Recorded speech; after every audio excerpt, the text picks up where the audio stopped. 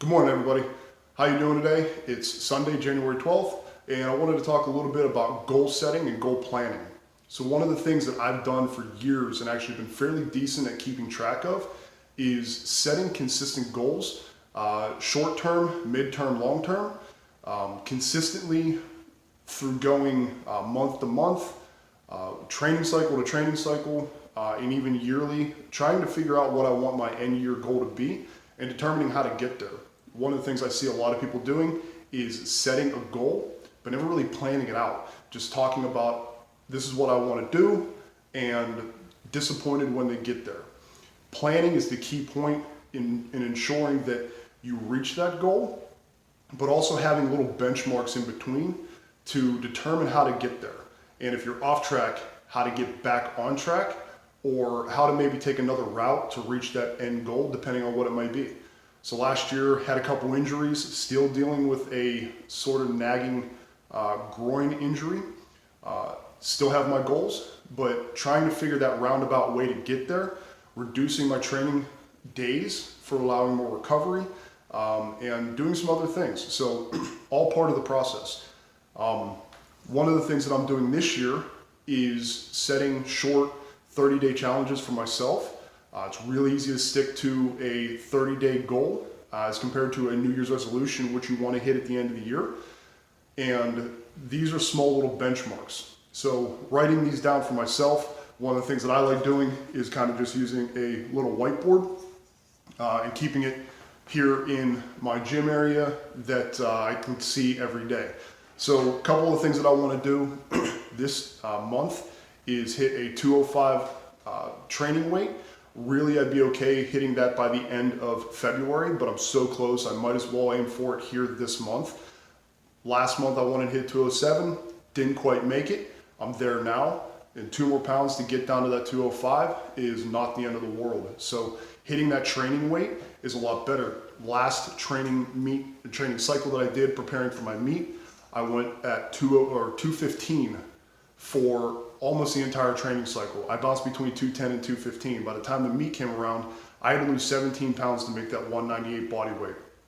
I was dehydrated, I was tired, and I didn't feel right, even though I did fairly decent at the meet. If I can get down to that training weight of about 205, 7 pounds in that last week to cut is not a big deal. So meet coming in April, it's gonna be a good time, just losing that quick 7 pounds, sweating it off, and being ready and prepared for the meet. Other thing I want to do for conditioning purposes is run 30 miles in 30 days. So I'm not a runner, I'm a powerlifter, strength trainer, but 30 miles in 30 days isn't that hard. I could run 2 miles in about 20 minutes. So to do that a couple times throughout the month and be able to hit that 30 miles is actually pretty important to me. Trying to take that time to see what I'm actually capable of doing. Another thing is start working on flexibility. So I'm terrible at prioritizing flexibility, but I know that I can do that and get in there. I've got full range of motion.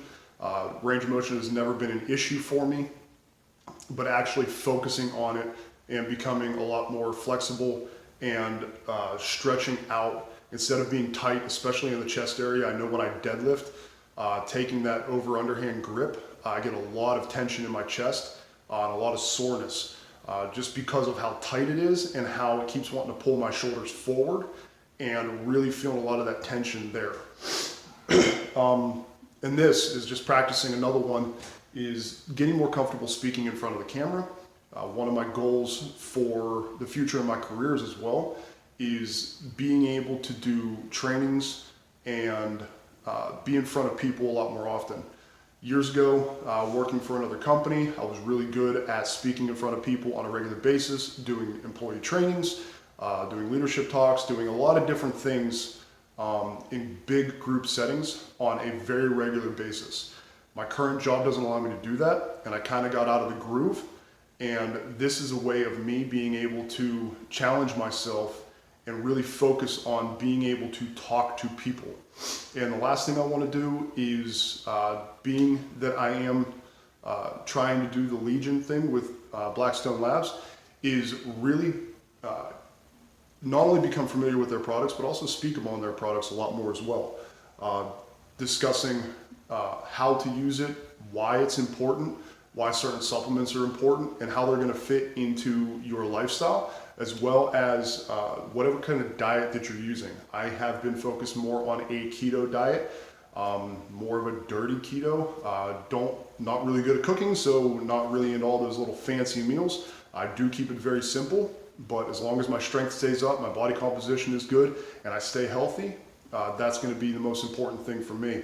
So goal setting is critically important, making sure that you set those small goals and plan how you're going to meet those goals. Don't just set them and forget about them, and then come the end of the year because your resolution is passed, wonder why, maybe next year. So let's set goals, let's plan goals, and if you have any questions on how to do that, let me know. Let's start that discussion, figure out how we're going to get to where we need to be by the end of the month, and how we're going to have the best results by the end of 2020.